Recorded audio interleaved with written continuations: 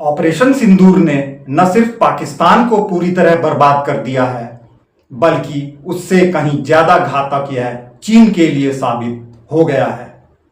यदि मैं यह कहूं तो ज्यादा सही होगा कि इसके तात्कालिक घातक परिणाम तो पाकिस्तान भुगत ही रहा है और भुगतेगा भी, लेकिन चीन पर तो तात्कालिक मार के साथ साथ ऐसी दीर्घकालिक मार पड़ चुकी है जिससे अब बच निकलने का कोई रास्ता भारत ने उसके सामने नहीं छोड़ा है।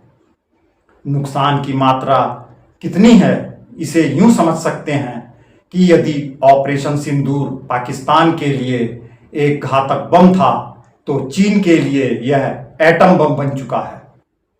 क्या आपको लगता है कि भारत अब भी सिर्फ एक उभरती हुई शक्ति है और चीन इस इलाके का चौधरी होने के साथ साथ पूरी दुनिया का एक सुपर पावर है? ऑपरेशन सिंदूर ने इस सवाल का जवाब पूरी दुनिया के सामने रख दिया है।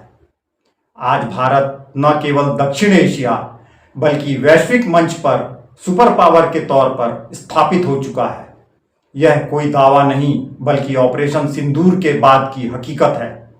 और बात सिर्फ चौधराहट की नहीं है, बल्कि वास्तविकता तो यह है कि भारत के ऑपरेशन सिंदूर ने चीन के ऊपर 4-5 मोर्चों पर ऐसी मार मारी है कि उसकी क्षतिपूर्ति अब कभी नहीं हो पाएगी, जिनके बारे में मैं एक एक करके बताता हूं।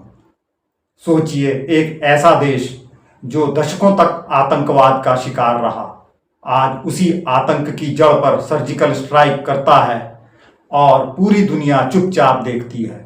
भारत ने न सिर्फ पाकिस्तान को उसकी औकात दिखाई, बल्कि चीन जैसे महाबली को भी ऐसे चक्रव्यूह में फंसा दिया जिससे वह अब कभी बाहर नहीं आ पाएगा। ऑपरेशन सिंदूर के बाद भारत की छवि सिर्फ एक क्षेत्रीय शक्ति की नहीं बल्कि निर्णायक, साहसी और आत्मनिर्भर वैश्विक शक्ति की बन गई है। ग्लोबल फायर पावर इंडेक्स में भारत चौथे नंबर पर और ग्रेट पावर्स लिस्ट में 5वें स्थान पर, यानी अमेरिका, रूस, फ्रांस, ब्रिटेन जैसी ताकतों के बीच भारत ने अपनी जगह बना ली है। अब भारत की बात सुनी जाती है, उसकी कार्रवाई का असर महसूस किया जाता है। संयुक्त राष्ट्र, अमेरिका, रूस, इजराइल सबने भारत की कार्रवाई पर संयम बरतने को कहा, लेकिन किसी ने भी भारत की आलोचना नहीं की, यहां तक कि चीन ने भी नहीं। यह भारत की कूटनीतिक जीत है जो पहले कभी चीन के खाते में जाती थी। चीन के लिए सबसे बड़ा झटका यही है, भारत की बढ़ती ताकत, उसकी वैश्विक स्वीकार्यता और उसकी सैन्य क्षमता का प्रदर्शन। अब आते हैं ऑपरेशन सिंदूर की असली कहानी पर। मात्र 25 मिनट का वो ऑपरेशन जिसने भारतीय वायुसेना ने पाकिस्तान के 9 आतंकी ठिकानों को तबाह कर दिया, यह सिर्फ एक सैन्य कार्रवाई नहीं थी, यह एक संदेश था।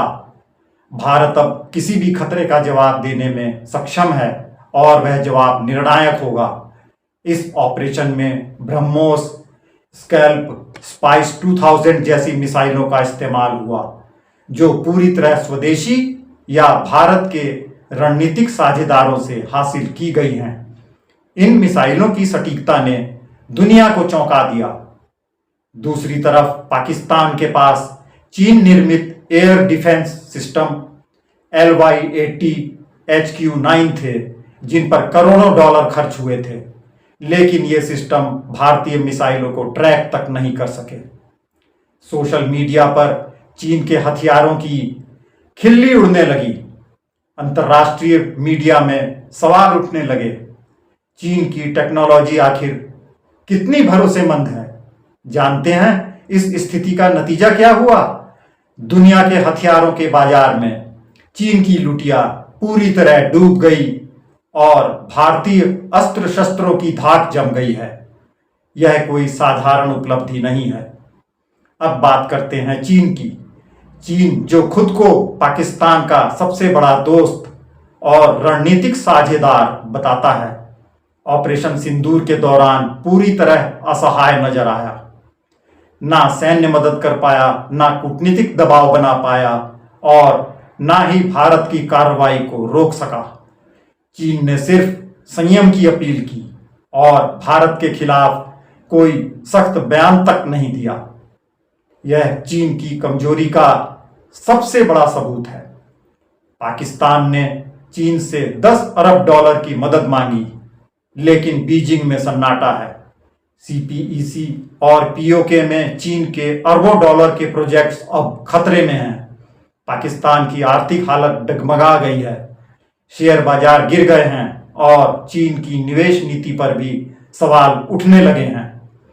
खबर है कि बीजिंग के राजनीतिक गलियारों में खलबली मची हुई है। चीन को डर है कि अगर पाकिस्तान की अस्थिरता और बढ़ी तो उसके निवेश पूरी तरह डूब सकते हैं और उसकी रणनीतिक पकड़ कमजोर पड़ सकती है। सीपीईसी, जो चीन के लिए ड्रीम प्रोजेक्ट था, अब भारत की कार्रवाई के बाद पूरी तरह खतरे में पड़ गया है।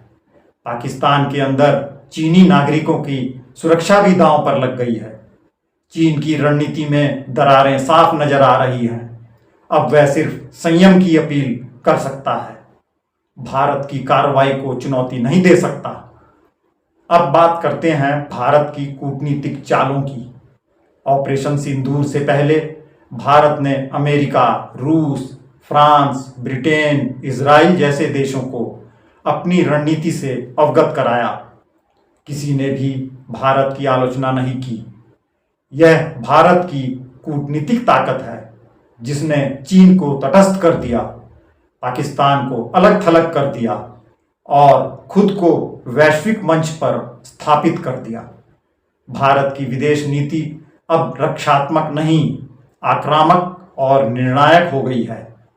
चीन को यह बात सबसे ज्यादा चुभ रही है, क्योंकि अब भारत की हर कार्रवाई का अंतर्राष्ट्रीय समर्थन मिलता है और चीन की स्थिति कमजोर होती जा रही है। अब सोचिए, एक समय था जब दक्षिण एशिया में चीन की तूती बोलती थी। पाकिस्तान उसका सबसे करीबी दोस्त, अफगानिस्तान में उसकी गुप्त गतिविधियां, नेपाल, श्रीलंका, बांग्लादेश तक चीन की छाया। लेकिन ऑपरेशन सिंदूर के बाद पूरा परिदृश्य बदल गया है। आज पहली बार चीन को अपनी रणनीति पर पुनर्विचार करना पड़ रहा है। पाकिस्तान, जो चीन के लिए एक रणनीतिक मोहरा था, अब खुद असहाय है। चीन के लिए सबसे बड़ी चिंता यह है कि भारत ने सिर्फ पाकिस्तान को ही नहीं, बल्कि पूरी रणनीतिक सोच को चुनौती दी है। अब सीपीईसी की सुरक्षा पर सवाल, ग्वादर पोर्ट पर हमले, बलूचिस्तान में असंतोष और पीओके में भारतीय दबाव, ये सब चीन की रातों की नींद हराम कर रहे हैं। बीजिंग में बैठकर चीनी रणनीतिकार अब इस बात पर चर्चा कर रहे हैं कि भारत की बढ़ती सैन्य और कूटनीतिक ताकत का मुकाबला कैसे किया जाए। लेकिन सच तो यह है कि चीन के पास विकल्प सीमित हैं। वह न तो खुलकर पाकिस्तान की मदद कर सकता है, क्योंकि इससे उसकी वैश्विक शक्ति को नुकसान होगा, और न ही भारत के खिलाफ सीधा मोर्चा खोल सकता है, क्योंकि भारत अब वैश्विक मंच पर मजबूत स्थिति में है। अब बात करते हैं भारत की सैन्य और तकनीकी क्षमता की। ऑपरेशन सिंदूर ने दुनिया को दिखा दिया कि भारत की मिसाइलें, उसकी वायुसेना और उसकी खुफिया एजेंसियां अब किसी भी चुनौती का सामना करने में सक्षम हैं। ब्रह्मोस जैसी मिसाइल, जिसे दुनिया की सबसे तेज सुपरसोनिक क्रूज मिसाइल माना जाता है, स्कैल्प और स्पाइस 2000 जैसी सटीक गाइडेड मिसाइलें, इन सब ने मिलकर पाकिस्तान के आतंकी ठिकानों को नेस्त नाबूद कर दिया। इस पूरे ऑपरेशन में भारतीय सेना, वायुसेना और खुफिया एजेंसियों का तालमेल देखने लायक था। यह सिर्फ एक सैन्य विजय नहीं, बल्कि भारत की तकनीकी आत्मनिर्भरता और रणनीतिक सोच का प्रमाण है।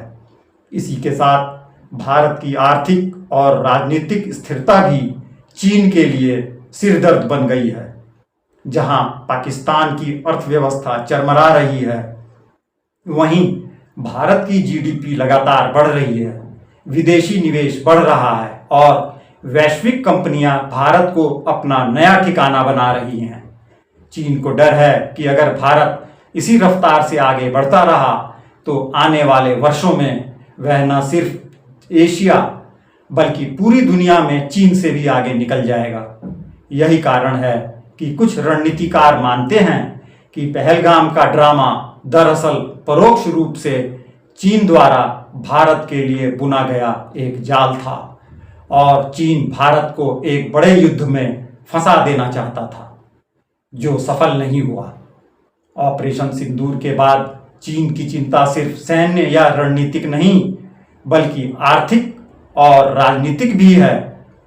ऑपरेशन सिंदूर के दौरान भारतीय खुफिया एजेंसियों ने न सिर्फ पाकिस्तान के आतंकी नेटवर्क को ट्रैक किया बल्कि चीन की साइबर गतिविधियों पर भी नजर रखी।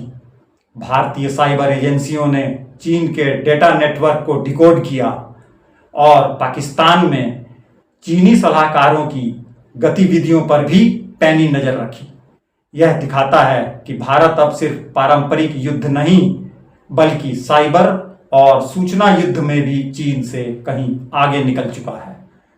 भारत के अंदरूनी हालात की बात करें तो पाएंगे कि ऑपरेशन सिंदूर के बाद देश में जबरदस्त एकता और जोश देखने को मिला। राजनीतिक दलों ने एकजुट होकर सरकार का समर्थन किया, सेना और वायुसेना के हौसले बुलंद रहे और आम जनता ने भारत की ताकत पर गर्व महसूस किया। यह सामाजिक एकता भी चीन के लिए एक संदेश है। भारत अब भीतर से भी मजबूत है और बाहरी दबावों से डरने वाला नहीं।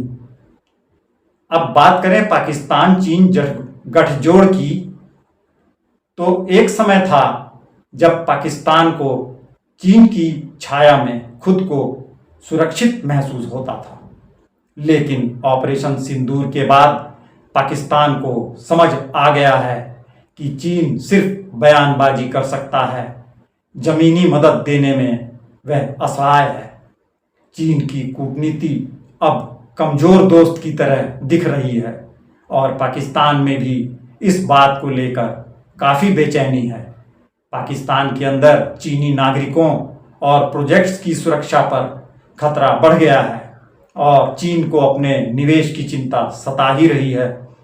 सोचिए, चीन की वही ताकतवर छवि जो दशकों से पाकिस्तान के लिए सुरक्षा कवच थी, अब खुद सवालों के घेरे में है।